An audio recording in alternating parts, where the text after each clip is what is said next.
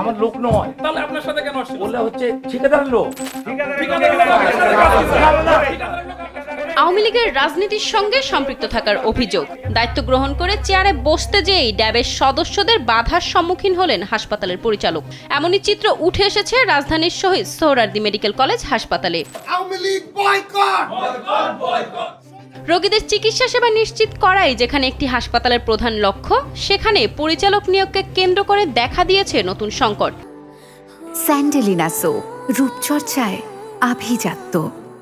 রাজধানীর Shaheed Suhrawardy medical college হাসপাতালে নবনিযুক্ত পরিচালক ডাক্তার মামুনুর রশিদ দায়িত্ব গ্রহণ করতে যেয়ে বাধার সম্মুখীন হলেন ড্যাবের সদস্যদের দ্বারা। তাদের দাবি, ওই কর্মকর্তা অতীতে আওয়ামী লীগের রাজনীতির সঙ্গে সম্পৃক্ত ছিলেন এবং টাকা লেনদেনের মাধ্যমে এই হাসপাতালে বদলি হয়ে এসেছেন।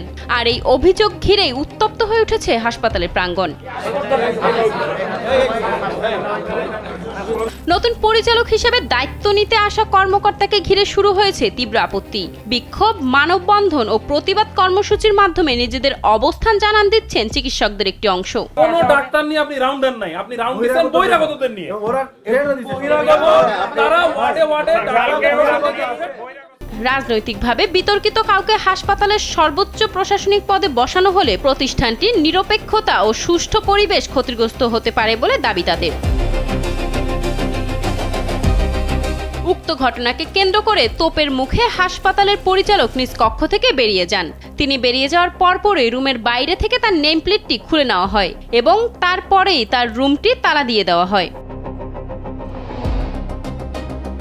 উক্ত বিষয়ে পরিচালক মামুনুর রশিদ কালবেলাকে জানান তিনি স্বাস্থ্য মন্ত্রণালয়ে এ সমস্ত বিষয়ে জানাবেন এবং মন্ত্রণালয় থেকে যা সিদ্ধান্ত দিবেন তা তিনি গ্রহণ করবেন। আমি মিনিস্ট্রিতে যাব, এখন মিনিস্ট্রিতে যাওয়ার পর ওনারা যে সিদ্ধান্ত দেবে, মিনিস্ট্রি আমাকে যেটা অর্ডার দিছে, অনেক বড় স্যার পরিবেশ পরিস্থিতি নেই, আমাকে এখানে রাখবেন না, কোথায় নিয়ে যাবেন আপনারা।